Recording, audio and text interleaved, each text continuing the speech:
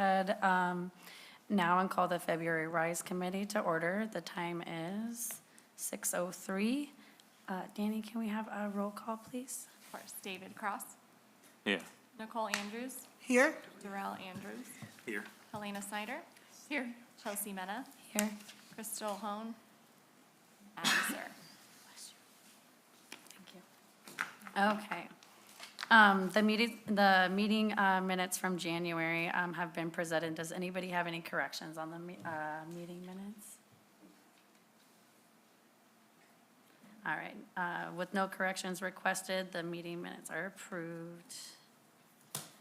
The agenda has been provided. Are there any requests or changes to the agenda that's been given? Hearing none, the agenda is approved as presented.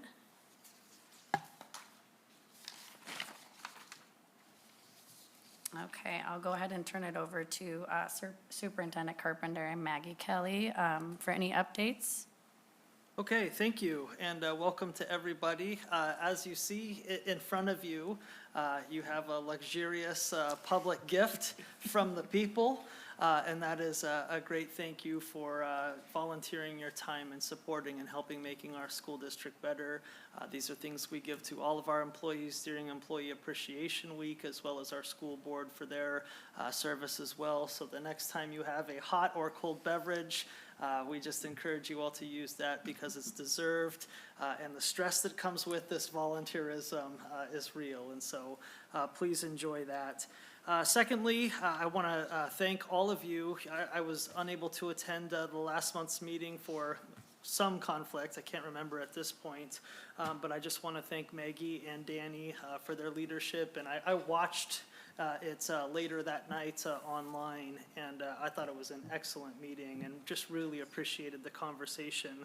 We have already grown so much just in this work, and it's just a pleasure to watch, and I watched it with a smile on my face that whole time, and my wife was required to watch it as well, and she thought it was pretty impressive as well. One of the things I want to share with you, I'm going to skip to number 5 if that's okay, so we can just have a little bit of time, but it was a part of my opening introduction as well. But if you go to page 2 in the handouts, I do have something really cool to share. The Oregon Department of Education just recently released its enrollment differentials from last year to this year. And your school district, the Estacada School District, is the only district in Clackamas County to grow in public school enrollment. We grew about 1.3% from last year to this year. And you can see the other schools in Clackamas County, all of them had a reduction in student enrollment, with Oregon City taking the lead at 3.3%, which is really quite devastating in terms of finances and opportunities and supports. And so, you know, not only am I looking this as a win, I mean, we know our community is growing, but this also tells me that families who continue to enroll their students in our school district, we're retaining that. And I've got lots of evidence of newer families who are moving to our community because of our school district, and this data represents and reflects that as well. I do want to praise North Clackamas that even though they went down by 0.3%, for them to be able to hold their water in that way, I think is also a win, especially when you look at other folks. You know, you see Westland Wilsonville on the news quite a bit these days about some of the struggles that they're going through, and their enrollment is reflective of that as well. I'm also deeply concerned about Colton and their continual slide. For a small community, a great community, but a small community as well. And then last but not least, a couple other things. You know, as you know, our school district has been nationally recognized in many different areas. Every month, we have school districts from across the United States who come to Estacada to visit us. For some peculiar reason, we have received a lot of attention lately from legislators. And on March 11th, Governor Tina Kotek is going to be coming to visit our school district to see the great work that's happening. Also, we have a representative, United States Representative Janelle Bynum, who's going to be coming to visit one of these days, and Maxine, brand new, Maxine Dexter. Yep, is also coming to visit in the next month or so. So that's all very exciting, and it's just great to see that, the innovative work we're doing is actually starting to, people in Salem and in DC are starting to pay attention to the different things that we're doing. So just some positive things to share with everybody, and that's my report, Chair Mena. Okay. Well, we'll go ahead and move on to the second, then the school board discussion. Looks like the continued recap from January. Yeah, I wanted to just ensure that David had the floor. We had a good conversation going last month about a school bond, and I know you had presented some data on just the viability of a school bond. So briefly to recap, we've had a few failed bond attempts, and David was kind enough to look at some analysis of districts that have and have not passed bonds, and kind of just wanted to continue the conversation around the path forward. Well, thank you. I think that the data speak to the fact that the reason it's not worked before and the reason it hasn't worked for a number of districts is because what was being presented wasn't what the community could hear. They saw it as an additional tax burden rather than getting any clear benefit, whereas districts like Lake Oswego, they're more attuned because of their voter profile and their economics to being accepting of it, so it's nothing unusual to them. So I think the data points to what we've been asking for is unlikely to pass. Does it point to some modicum of a bond that could be accepted? Because it's now 26 years since we've had a bond that's passed, and we've now, a previous bond has expired. So I think that's the discussion, is should we go forward with a revised smaller bond that the community could accept, or do we put our thinking caps on for a bit longer? The data, in addition to the quality of the facility, points to circling our wagons and getting something approved now. I think otherwise it will become even further out of habit, out of sight, out of mind, and it might become more and more difficult. So that's what I think my conclusion of the data and where we are at the moment points to. Can I add something? I was definitely like where he was, but to see Westland pass their bond and then go back on the people is just it's bad data for Estacada who's trying to pass one. They passed it, I work in Westland, and they're pretty upset over there. Yes, they are. They are very angry. They was promised to have more schools. Now they're closing schools, and they voted to pass that bond. So Yeah. with that type of data out there, then the people who are against it, they're going to even be more against it. So you fight. It's really a uphill battle. Yes. And after hearing Westland, I was like at loss for words. Yeah. I was like, I don't know now. I agree that the public's perception and trust around bonds have been deeply hurt by Westland Wilsonville's experience and Portland Public Schools' experience through those processes. And all of those things make, the major local channel news 2, 4, 6, 8, 12. And when we poll our community and ask them where is their main source of getting information about schools, it's from those channels as well. And so we know that as our community looks at, the local news and they see these negative things about schools, and not just about bonds either, just negative things in general about public schooling, that impacts us as well, because we don't have a local newspaper, we don't, so this is the only place that people go, and that definitely hurts us, I agree. And to your point, and really to your point as well, if you think about Westland and Wilsonville, that's a community that just trips over bonds in their past, right? They just, let's do a bond, okay. Let's do a bond, okay. North Clackamas, Lake Oswego, very similar communities when it comes to that. And so, that one's definitely concerning for us in terms of what that looks like. Not to mention, we have a very tax-averse community. One good news in terms of moving forward, although extremely unpopular in the state of Oregon, but I think it was yesterday, Salem, the House and Senate moved up that gas tax vote from the fall ballot to the spring ballot. And there was a lot of political implications around that one. And so we were very nervous about the fall, thinking that if the gas tax was on the ballot, all of the anti-tax people were going to come out for that. And we have absolutely no shot in that. And so seeing that get moved up to May is a little bit more beneficial for us, but we're still very, very far away from even that conversation in terms of what the right package would look like. That we think a community could get behind.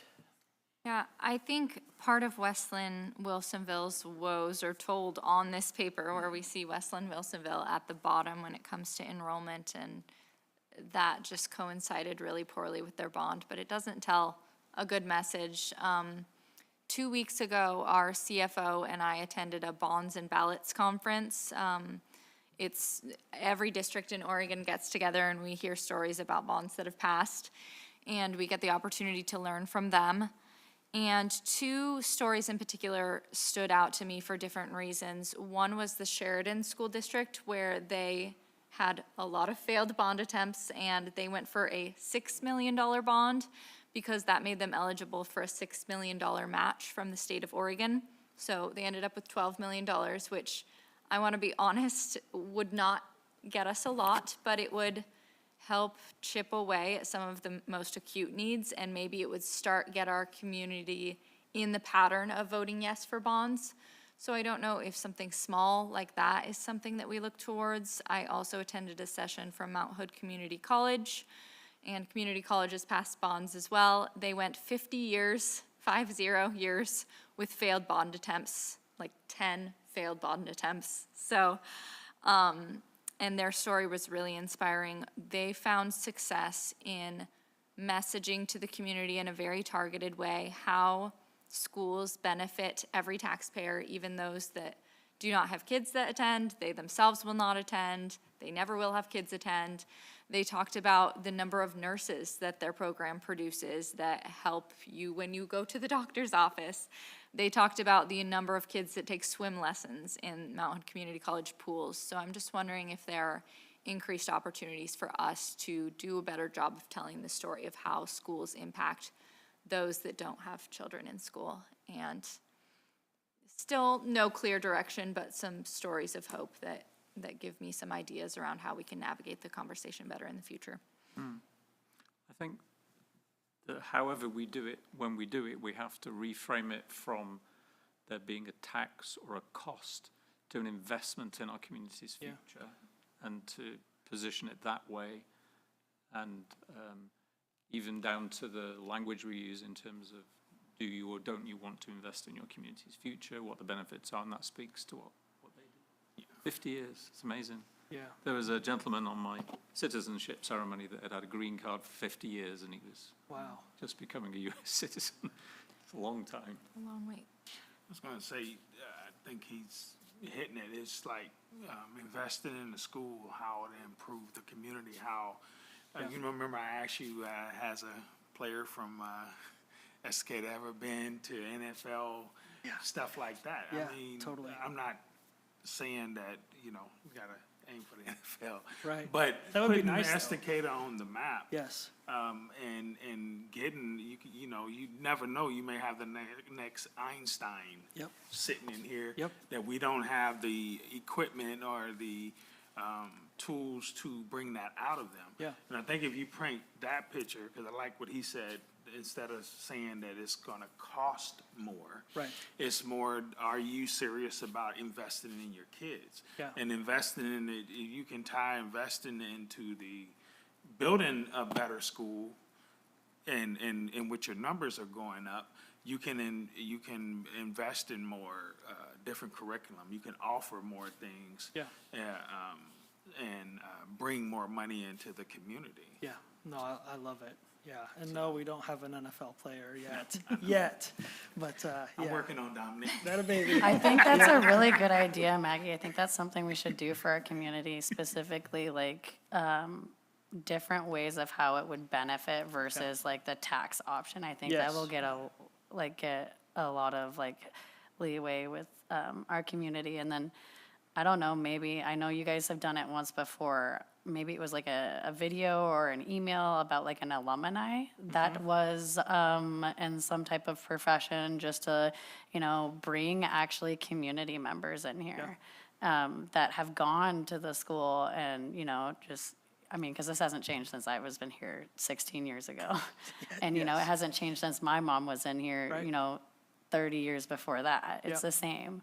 And so, you know, having even, you know, alumni, you know, my mom's age, even coming in and doing like not a 60-minute even, but like a little like 5-second, 10-second thing about, you know, how the school benefited you, and look at where I'm at now. And Totally. if we like provide good schooling and safe schools for our kids, that's just gonna provide, you know, people in the workforce that are happier ultimately, Yes. and then have better resources Yes. and just, you know, better morale. So I think that's something we should really do, for sure. I think that I would agree. go a long way, and you could Yeah. do your like YouTube sessions and just kind of put out there and feelers if anybody wanted to like share their view, or even get like community members, like, we should pass this bond because like I don't have kids in school right now, you know, but I'm here and I'm talking about it. Totally. And, you know, people talking to others in the community about how it would be beneficial whether you have kids or not.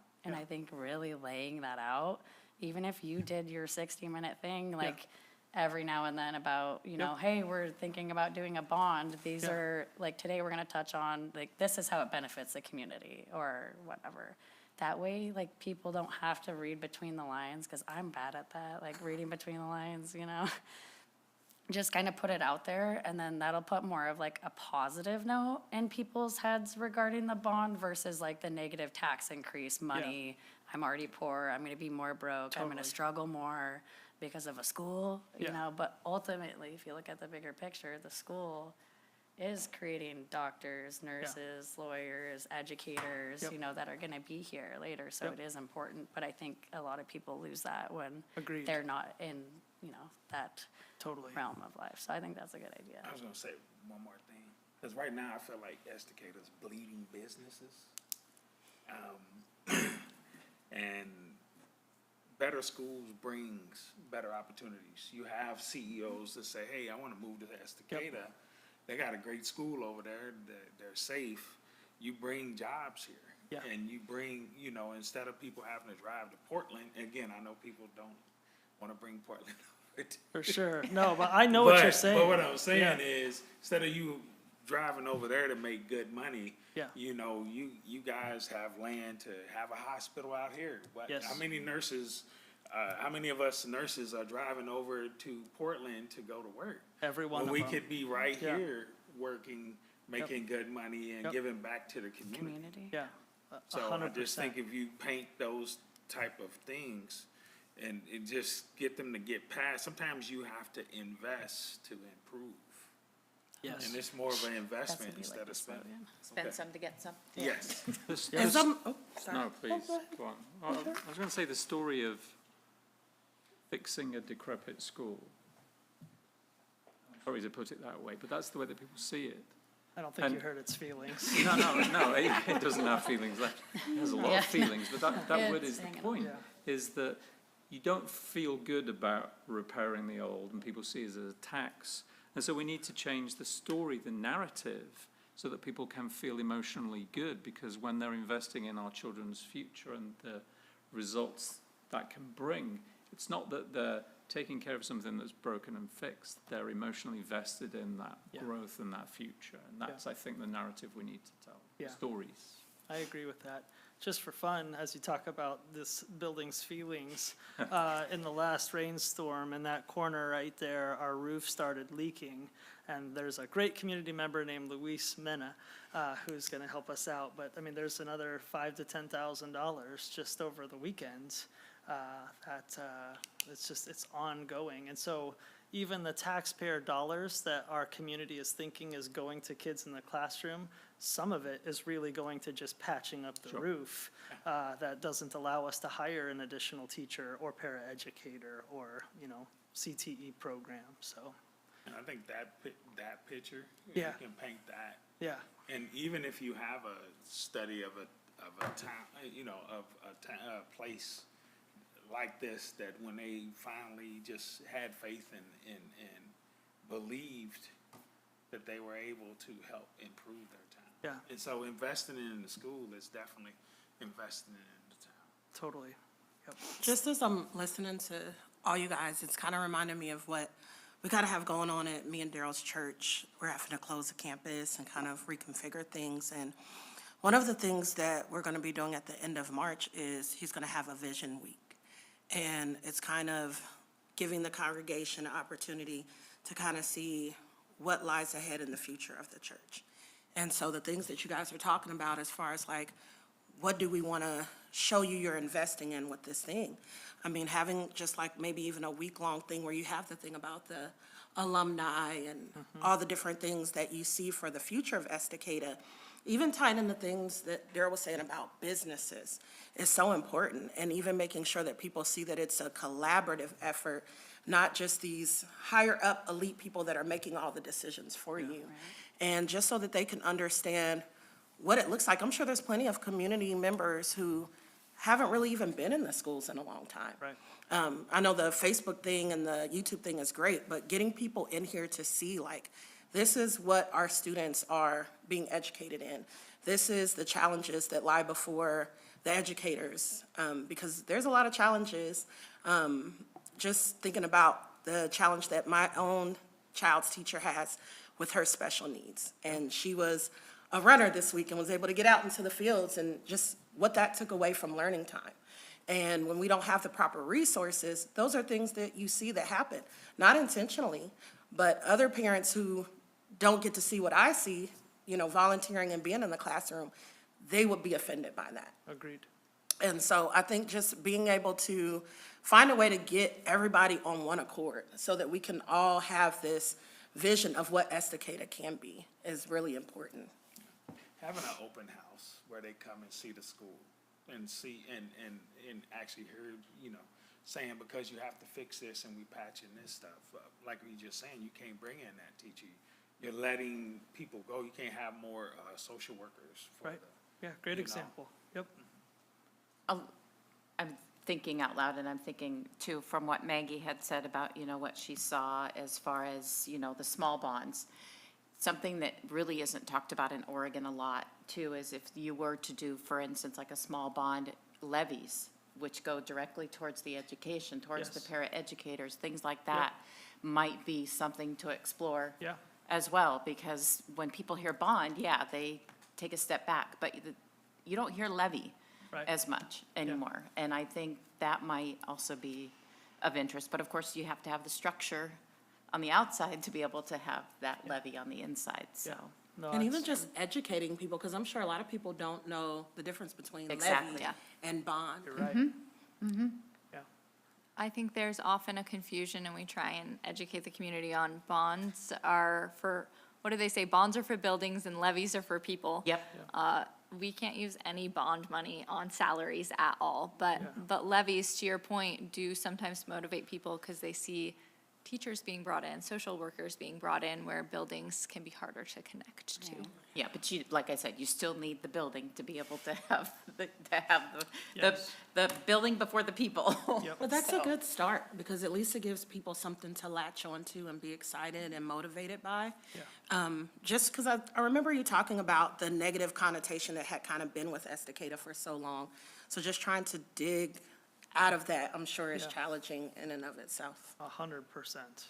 I also think something like 85% of our budget just goes towards salaries. So if we were to get a levy that would support some of our salaries, it would maybe allow us to have some of our budget go towards facilities. Air conditioning, Reallocate. Yeah. Air conditioning, roofs, electricity, yeah. those Pipe, luxuries. plumbing, yeah. If there are no further comments, we can go ahead and move on to the next agenda item. Anybody have anything?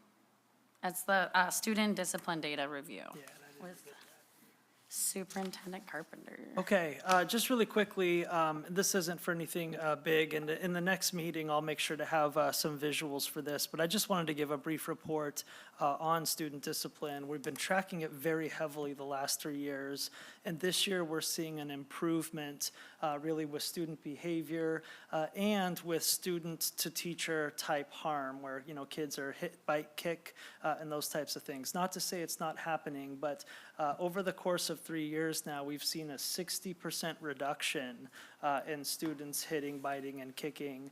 And I think that's twofold. One, you know, we've hired more people to support the process, and two, we're improving our strategies really as things are you know, coming. And I would say that students who have been born and raised here and have been inside our system have really grown tremendously in this process.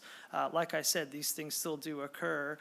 Nicole just mentioned, you know, runners or elopers inside the school system, and that's still occurring as well. But what we're finding pattern-wise is these are students who are new and or moving into our community from other places, and this is just some of the newer things that we're working through. So, but in general, our bullying is improving.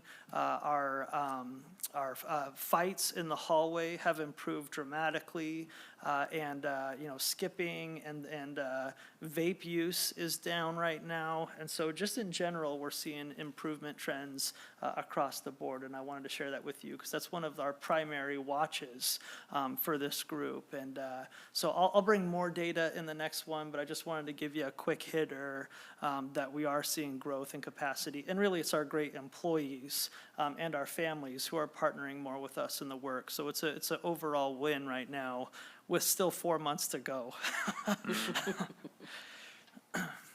What are we using to track that data? So 3 years ago, we purchased a brand-new software system called OnCourse. And so we have a better tracking system of students, of teachers and administrators being able to put in the system. And we improved the system in terms of making it go full circle. So if a teacher, you know, sees a rule violation or infraction, they log it into the system. It goes automatically to the principal, vice principal. They follow up, work with the parents, fill in the stuff, and then it goes full circle to tell the employee what happened in that process. And so we've seen the numbers go up dramatically, meaning that the usage of it is really improving. We're getting better faith in the system. And in addition to that, we're able to track the data a whole lot better than we were able to 3 years ago, letting us kind of see the heat maps of, you know, things that we need to focus on and prioritize.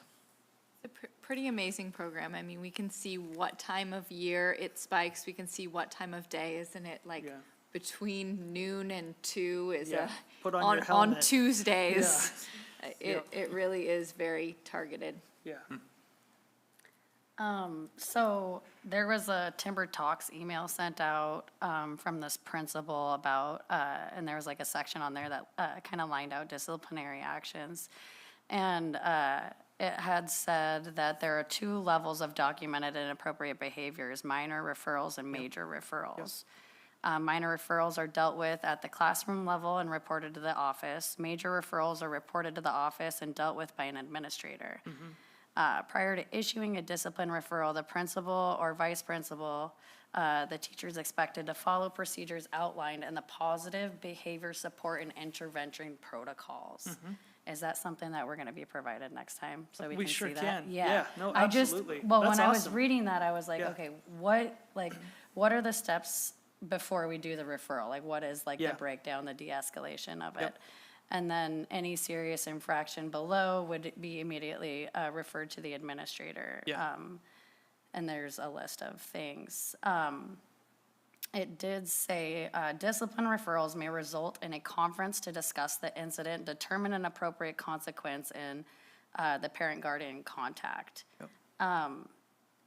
So if there's a student like you said, harming another student, like scratching them, causing physical harm, a mark or whatever, so is then that a major referral? It could be, Okay. yeah. So it kind of depends, and this is what makes this a very tricky circumstance. But, you know, if it's accidental or incidental, that's typically when like that low-level conversation happens, or, you know, don't do that type of a conversation. If there is intent or maliciousness and harm, then that would be constituted, that could be on the fringe of a major or a minor that requires some type of detention or something of that nature. And again, when a student is escalated in a significant way and there is authentic intent to harm, almost like assault, Yes. then that is when ultimately it's documented as a major. We have to report that to the state of Oregon, and that's typically when we include other outside agencies or law enforcement, because then the laws become an issue in terms of that. But the big asterisk that we have to ask in all circumstances too is the child being supported by special education? Because if the answer to that is yes, we're only allowed to suspend a maximum of 10 total days in a school year. And making this scenario, Chelsea, like the worst-case scenario, that would constitute a 5-day suspension. And if that happened in October, then that kid only has 5 more days left. And if the special education team determines that that type of impulsive behavior is a part of their disability, then we have to wipe it all away. And so that's what makes it legally very tricky for us. Okay. So then how are the teachers supported when you have that type of scenario? Yeah. That seems very, like that's a huge distraction for instruction. Major distraction. Yep, absolutely. And I will be the first to acknowledge this is the hardest thing that we do in our job, because we're legally required to serve all kids who walk inside our door. That's a non-negotiable, and that's a law, federal law, in terms of FAPE, free and public free and appropriate public education. But this is where we have, in the last 4 or 5 years, as we've kind of noticed an uptick in these types of behaviors from students, we've hired 54 more special educators. So we're trying to make sure that the teacher is never really by themselves in that room, and there's outside support. I guess I don't have it now, but we purchased about $500,000 worth of, well, if you're in the medical industry, you know the Voceras, right? And so every one of our employees has one of those, and so if help is needed, help is on the way as soon as possible. And this is where our school psychologists play a role in that, where they make safety plans, behavior plans, follow up on that. And so we've doubled in size. And while we still have the same amount of general classroom teachers that we've always had based on, class size ratio, where we have doubled in our size as those adult supports to help that. And in addition to that, we have places, because sometimes it's misconceived that no matter what state the kid is in, like, you're in this classroom, good luck. We have a lot of places that are, calming corners and calming rooms and sheltered spots. And so if we see escalation, we try to prevent that scratching or whatever that circumstance is to the best of our ability. And if we see students escalating, the paraeducators come in and actually remove the kid from the classroom and go into a different space that sometimes gets trashed and sometimes doesn't, based on those circumstances. So, yeah. May I ask, Of course. when they're having these behaviors, when do they alert the parents? Say that one more time? When they have these behaviors, when are they alerting the parents? Immediately, yes, but you can guess or predict. Some parents are quick and ready to help. Some parents are like, good luck, not my problem. And some kids, or some parents accuse us of the reason why it happened in the first place. So it's a varying experience. Well, I'll just give small example. My son had some behavior issues, and because he told us, they didn't tell us. Sure. I wasn't happy about that. And you have But- every right to be. Yeah. I'm just saying because the parent being, parent is very important in that and helping, agree. talking to the kid. Like when my little one ran, we talked. Yeah. But yeah, I've had some examples where we didn't know. Sure. My son told us. But Yeah. again, I'm not trying to bring. No, and ours. I'll be the first to admit that we're not perfect. What I'm sharing with you are the protocols of what should happen. I Yeah. do have one last thing Yeah. before we move on to the next. So if there is a student that's having a behavior towards another student, and it's been an issue, and the parent has been promised, said students were gonna be separated, and under her knowledge, like that was happening, and then, say they go to a school concert, and they're right next to each other, and they're not separated, and then comes the following week, now the kiddo has a scratch. Yeah. So I'm just wondering, how are we protecting the students that are being targeted by the kids that have behaviors? Like, how Yeah. are we making them feel safe? Because this said student has had so much anxiety. Now at 10 years old, he's in counseling because he's worried about, another student in class. Yeah, and that, So I just, Yeah. how are we also protecting them while also yeah. acknowledging and like upholding any 401 or IEP or anything like that? Yeah. Just like what, I don't know. No, it's a great question, and it's a realistic question too. As we work with 2,000 different kids in different situations, I mean, not to make light of it, but we also have the same issues at the high school when a boyfriend and girlfriend break up and they don't want to, and so it's really tricky for us to work through that. But when it comes to safety, that should be a high priority. And offline, I'd like to know a Yes, little bit please, more yeah. about that specific situation, because knowing it allows me to help intervene in that process. But in theory, if there is safety concerns, this is where our school psychologists come in to build these safety plans. Our high school counselors or guidance counselors run these very things too.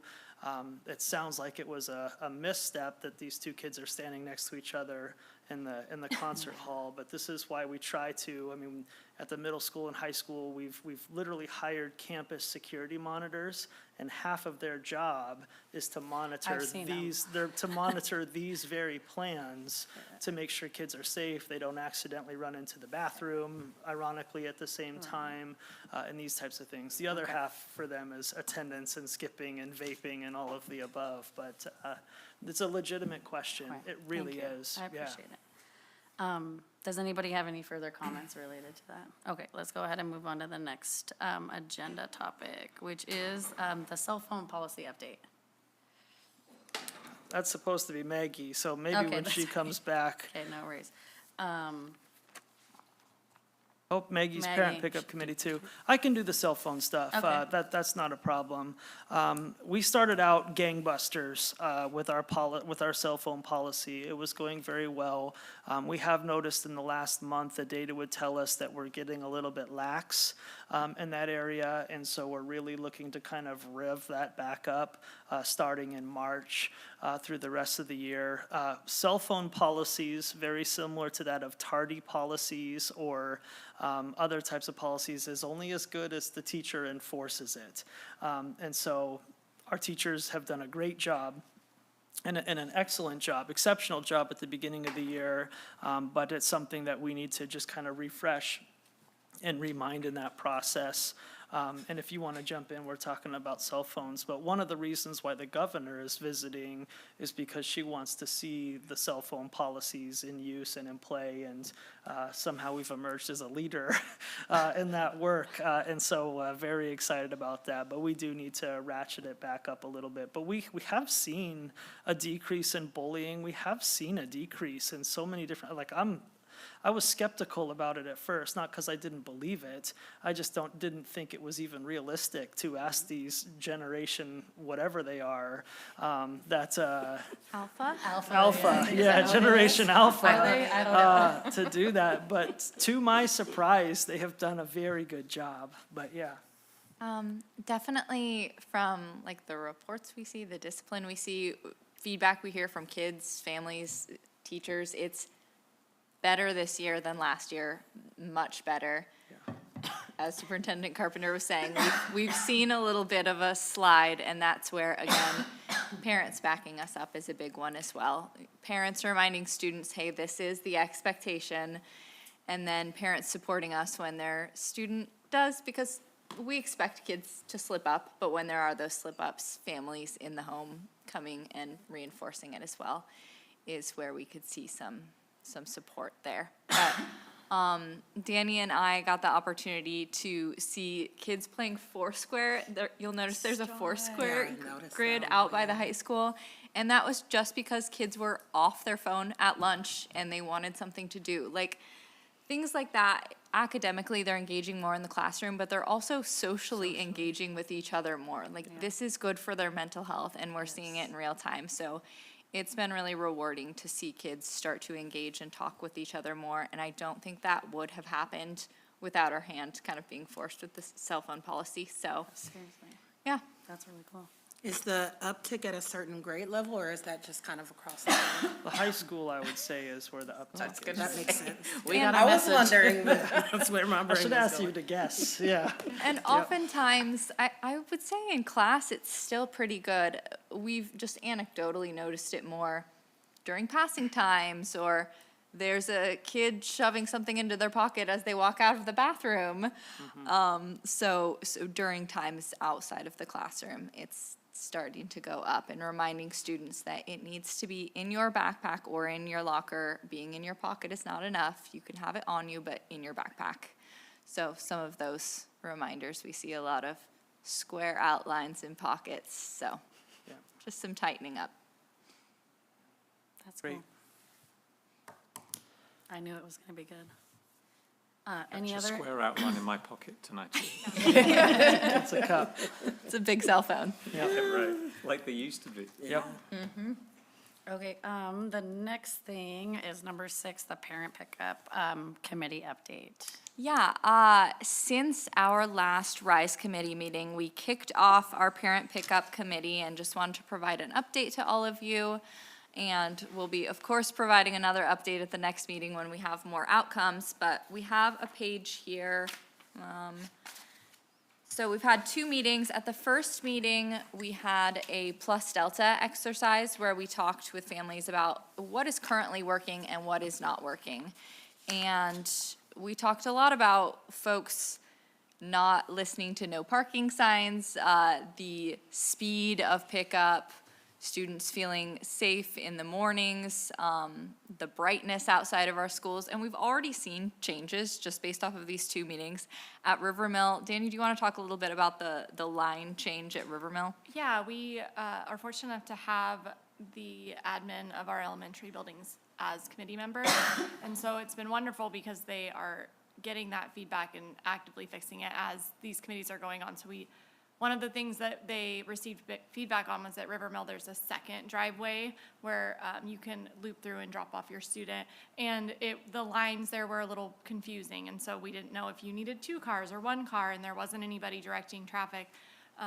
And so just that little bit of feedback, and the next week when I went to drop my student off at Rivermill, there was a second line there that made it very clear that 2 cars can pull up. And then this week they had a crosswalk monitor there stationed at both. And so it's been really great to see just the changes that are happening. Sometimes these committees can be long, and it's a lot of your time, and it's been great to see the changes already happening with the feedback that we're getting, and then also all the wonderful ideas that we're getting that will happen in addition to, of course, these little minor fixes, but.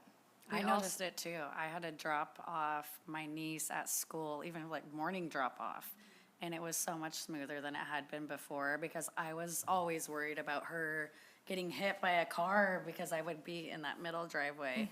And then it was like just one line right through the front and it was like every 2 cars at a time and everybody was just like uniform. I'm like, this is nice. I'm like, this is like military status. We're dropping them out and going. I like it. Yeah. It wasn't rushed. I wasn't like worried if anybody was coming and the Love to hear that. crosswalk ladies were really nice too. It was, I've dropped her off a few times, but that was like the smoothest for sure. It was last week, so. We also have increased lighting at Estacada Middle School, and oh boy, is it bright, like sunglasses bright. And that was from feedback from that committee also. So just a testament to the little changes that make a big difference that are coming from this. And in the Estacada School District, we call things like that, just do it.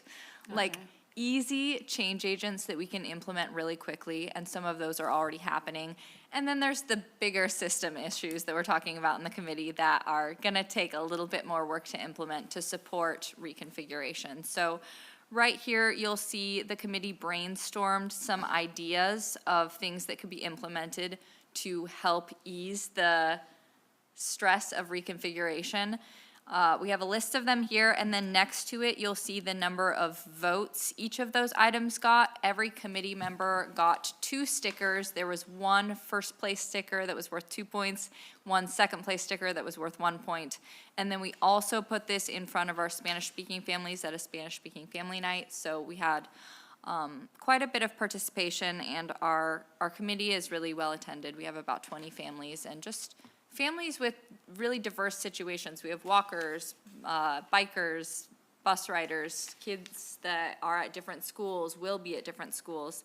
So you'll kind of see here the 2 items that are the big ticket items are a shuttle bus between the schools so that, for example, if you have 1 kid at Rivermill and 1 kid at Clackamas River and you're worried about your Rivermill kid walking there alone, there's a shuttle bus that goes in between.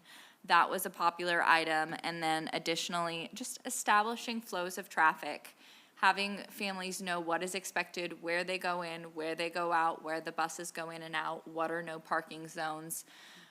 We hadn't really thought about it, but if you've been a Rivermill family for the past 4 years and you've gotten used to it, and now you're all of a sudden at Clackamas River, how are you supposed to know what's expected of you? So that is another one that has been really popular with the committee. And then some other ideas in here as well. So really our next step is working inside our leadership to figure out, okay, these 2 ideas are really popular. What does it look like to bring those to life? And then presenting ideas to the committee and getting their changes, their questions, and then finally a stamp of approval. Any questions on that process? No, but I guess I will, it's probably a little anecdote-y, I guess, with the established flows of traffic and making sure that it's communicated well is, I'm thinking of the Costco gas station in Clackamas, where they finally blocked off one side. They put an arrow that you can only go one way, but nope, everybody still goes in no matter what. And so it's, the communication and making sure that it's, really set, I guess. That's the first thing that came to my mind, so sorry about that. But it's just people.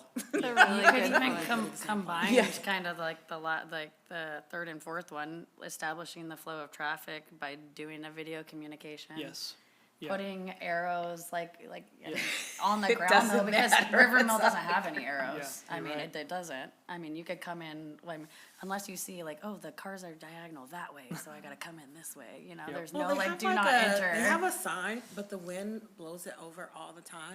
So people take that as their opportunity to say, well, I'm gonna come that But, like, even way. at Clackamas And then it just River- causes all kind of backup. It's ridiculous. Just Another like- thing that we have discussed and working also in tandem with the Safe Routes to School program that's going through the city of Estacada is finding establish like drop-off spots. So if you do have students that you do feel comfortable with them walking, but maybe you live outside of an area where it's comfortable, you can find a spot where this is a great place for a middle schooler to be dropped off and walk. Also great for them to get a little exercise before they head into the building. So there's a lot of different options that we're looking at, and definitely looking at a overarching communication campaign with everybody, including students, and what is appropriate behavior while you're walking to school and how to cross a crosswalk. So we're looking at all of them, and we would love your feedback on anything that you see that you think needs to be shouted from the rooftops, because I know we see only some things. I am that mom that will be at Clackamas River that's turning on the wrong side and be like, I'm so sorry, like, I don't know. So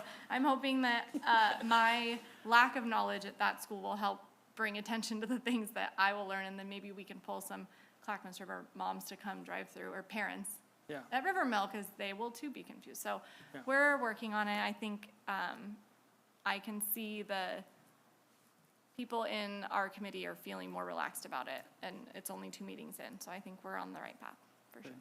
And with that flow of traffic, to your point, like, there's a lot of reinforcement that needs to be done. Videos, visual arrows, like the signage thing, that's good intel. We can have signage that actually can withstand the elements, but it needs to be a lot of different elements, because people like an excuse to ignore things if they can, so we just want to make it really obvious to folks. And we're also looking at better utilizing Pierce. Pierce could be one of those areas where if you're comfortable with your kids walking a little bit further, you can drop them off, and we can have established walking areas. So we're excited about the work the committee is doing. And as Danny said, we are starting to see people feel more comfortable with the idea, which is what this is all about, making people feel comfortable with what is going to be a big change next year. But we're approaching it with a lot of Just thought. kind of popped into my head before I forget, like for a drop-off area, we have, like the library has the public like the public parking area right there. I mean, you just have to cross right there by the laundromat. And then you're there. And then you're there. You don't, Yeah. I mean, you could even go back way to the high school and not Yep. even be on a main road, so that like, that's a good like Wonderful. community place that. And there is a new light up And flashing it's really crosswalk bright right there so, too, yeah. Yeah. Yep. One other piece I just want to give the city some recognition for too. You probably noticed the four-way stop now. Yes. And that has also cleaned up. That was hard for me to like get a. Agreed. Oh my I've almost gosh. run it I'm like, multiple no. times. Yeah. No, I hear you. But just that stop alone too has smoothed out the process Yeah. of the parent I pickup and agree. drop off at River Mill. And so, Just makes it easier when you have kids at more than one school. yes. We have kids at River Mill, and then my son's at the middle school. Yeah. And so having to do drop-off in the mornings, we would go the long way by Yes. the library. Because that's the only way you Because can you go. couldn't really get out because of Yes. the traffic, and so now that kind of cuts down on the few minutes, and now they Yes. can have a couple more minutes It's of a sleep. big deal. That's a big deal. And we don't have to worry about, like, we used to always worry about drivers gunning it because they could finally get out there, and what if there's a kid about to Oh my cross? So God. it's a lot safer for pedestrians Yep. too. I have, before you adjourn too, I have one more random one that I would love your thoughts on. And you're the first people to hear about it because I just remembered I need to start talking about it. One of the things that's coming up from our reconfiguration groups that we're working with, including the board, who really would like some feedback on this as well, is we're contemplating changing every school's mascot to be the Rangers. And so Estacada Middle School Rangers, Clackamas River Rangers, River Mill Rangers, and of course Estacada Rangers. And I wanted to test that balloon with you I all. love that. That's so funny because my husband and I were just driving by Clackamas River, dropping my daughter off for school. And he's like, the Chinooks? He's Yeah. like, what's that? And I'm like, it's like River Mill Chinooks. Yeah. And he's like, I thought it was the Rangers. I'm like, no. Yeah, So okay. it was like causing confusion. He was like, what is a like, why is there a fish there? Yeah. I'm so confused. I'm like, it's always been there, babe. What about a family of rangers so that there are different sizes and you progress? Yes, as you well, go? we have thought about the logos like being, Like you know, it's- elementary being more cartoonish ranger, little kid ranger, and then all the way up to the, I don't know, Full seal Ranger ranger. Rick. I Yeah. love Or that a idea. junior Yeah. ranger, Everything. yeah, I was. think it'll help with like building community and like little Will. kids too, and Yeah. like look like, oh, I'm like wearing like the little cheerleaders, like the Yeah. Estacada, they're Estacada youth Every- cheerleaders. And there's a They sense get to of wear the same connection ones, to the yeah. community. Yep, Like, look, No she's doubt. wearing the same Yep. thing, and And then all of when our- they come to games, they can, you know, they rep got their the Ranger gear. stuff. Yeah, absolutely. And all of our youth programs are already Rangers, and those are kids who go to those things. But the other thing that drives me nuts is Estacada Middle School particularly, who are the Tigers, which is fine. My problem is they're orange and black, which is the color of Malala and Gladstone. Gladstone.